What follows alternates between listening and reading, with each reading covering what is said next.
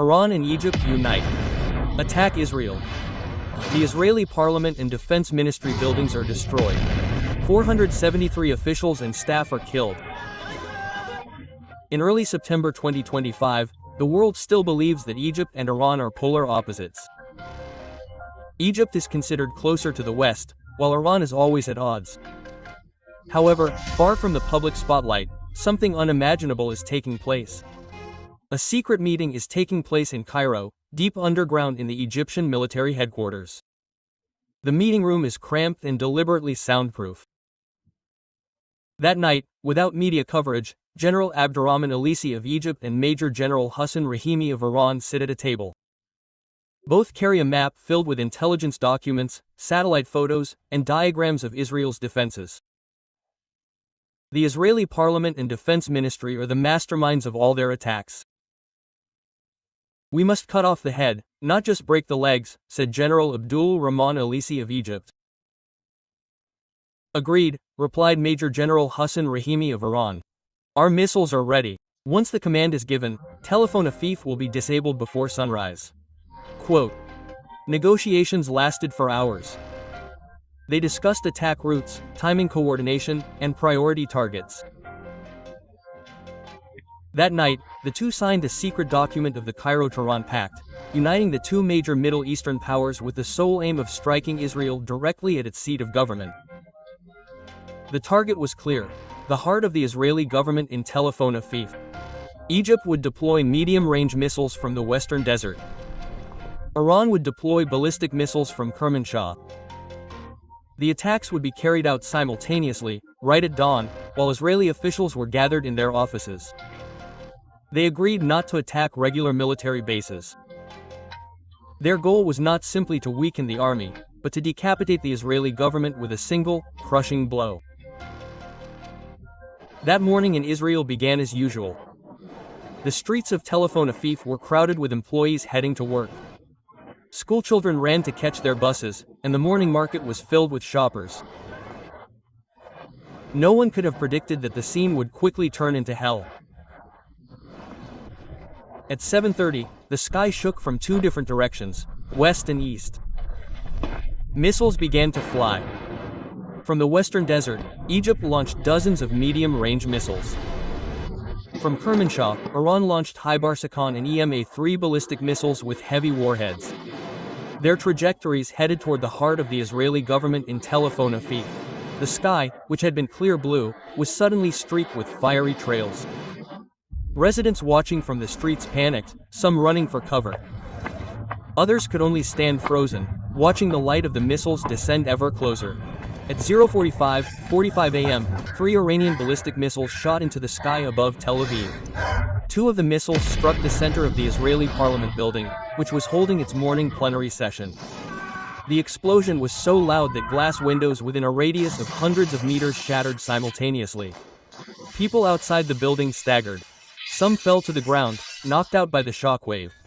A second explosion struck the eastern side of the building, destroying almost the entire side. Smoke and debris flew, transforming the courtroom into an inferno of dust and fire. In an instant, almost the entire magnificent building was destroyed. Giant concrete slabs collapsed onto parliamentary seats that had just been filled with the sound of debate. Dozens of television cameras covering the session stopped abruptly. The live broadcast turned to a black screen with thick smoke, panicked screams, and screams piercing the air in the halls of the building. Officials, staff, and assistants to members of the House of Representatives ran in panic. Some tried to find emergency exits, others fell under the rubble, and still others bled and screamed for their colleagues. In an instant, more than 223 members of parliament, along with staff and guests, were trapped in the rubble. Fire erupted from inside the meeting room, while thick smoke billowed into the Tel Aviv sky. The streets outside were littered with broken concrete and scattered debris. An eyewitness who survived outside the building said in a trembling voice, "I heard a rumbling sound like the earth splitting open. When I turned around, the parliament building was destroyed. People were running, screaming their families' names. Everything was in chaos. It seemed like there was no hope left." Quote, the panic had not subsided until just 7 minutes later at 0:52.52. A barrage of Egyptian missiles struck simultaneously right in the heart of the Israeli Ministry of Defense. A powerful explosion ripped through the command room filled with high-ranking IDF officers. Even the underground building that served as the military coordination center was destroyed. The tremors spread for several kilometers, causing the walls of the surrounding high-rise buildings to crack and collapse. A giant fireball rose. The streets suddenly turned into hell. Official vehicles and civilian cars passing by were also burned. Firefighters were unable to approach because of the intense heat. Within minutes, it is estimated that approximately 250 military and civilian officials at the Ministry of Defense were killed instantly. Most of them were senior officers who were in an emergency meeting to discuss the border situation. These two attacks completely paralyzed Tel Aviv and killed 473 high-ranking Israeli officials in less than 30 minutes. The government system was paralyzed, communication lines were cut off. Thousands of civilians scattered into bunkers. Some tried to flee the city. The IDF Army Hospital in Tel Aviv and the city's general hospital were overwhelmed with casualties. The corridors were strewn with bloody bodies. Doctors and nurses worked without adequate equipment. The power was partially out, forcing emergency operations to be performed only by emergency lighting. One doctor said, "We can no longer distinguish who is an officer, who is a soldier, and who is a civilian." Everyone arrived burned and partly mangled. "We are running out of medicine, running out of space, and running out of energy." Quote, 9 a.m. Israel was shocked. Within 2 hours of the attack, Tel Aviv had become a paralyzed city. The parliament building was flattened. The Ministry of Defense building was a burning ruin. The streets were full of craters and rubble. Sirens wailed incessantly, but help was not forthcoming because all lines were cut off. Israel, a country long known for its sophisticated defense system, had for the first time been truly struck in the heart of government. The international community was shocked to see how in one morning the center of Israel's government and military center had disappeared instantly. Now Tel Aviv suddenly resembled a ghost town. The central government area that had just been rocked by the explosion had turned into a desert of rubble and smoke. The buildings surrounding the Ministry of Defense office were partially destroyed, the windows of tall buildings were shattered, and the streets were filled with shards of glass and scattered concrete. Black smoke still billowed from the ruins, billowing high into the daytime sky. The sound of sirens wailed, but human screams were heard less and less, replaced by a suffocating silence. It was as if the entire heart of the city had stopped beating.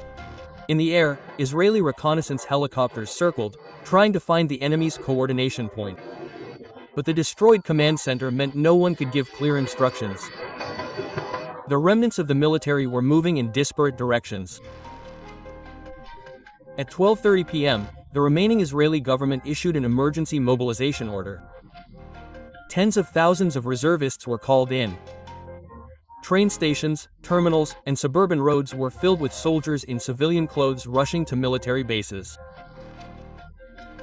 But without central coordination, many simply waited for hours in limbo. Some units moved south, others north.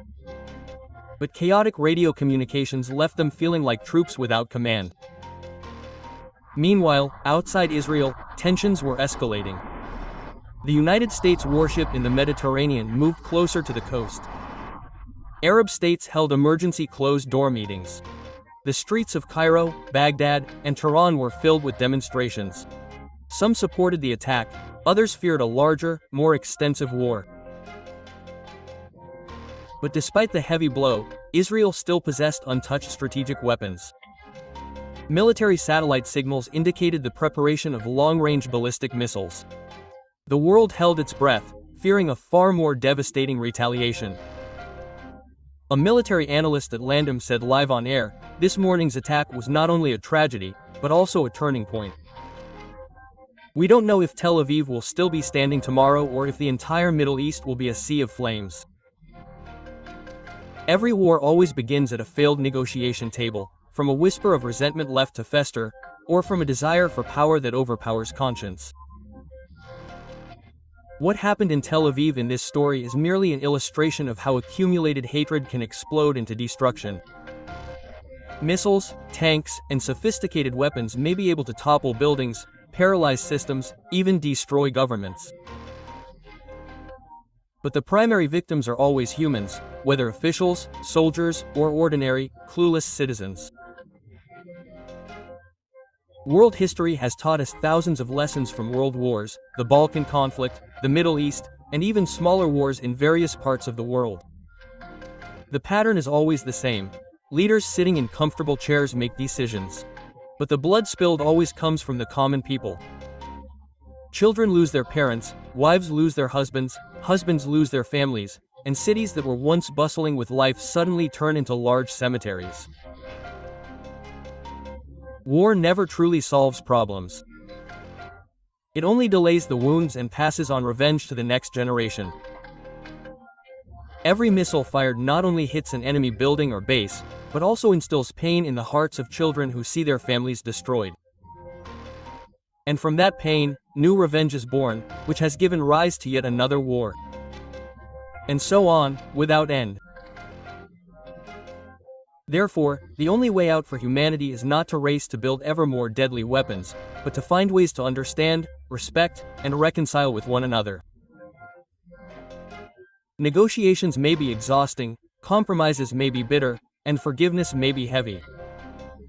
But all of that is far lighter than bearing the burden of war. We cannot choose the country we are born in, our religion, or our ethnicity. But we can choose how we treat our fellow human beings.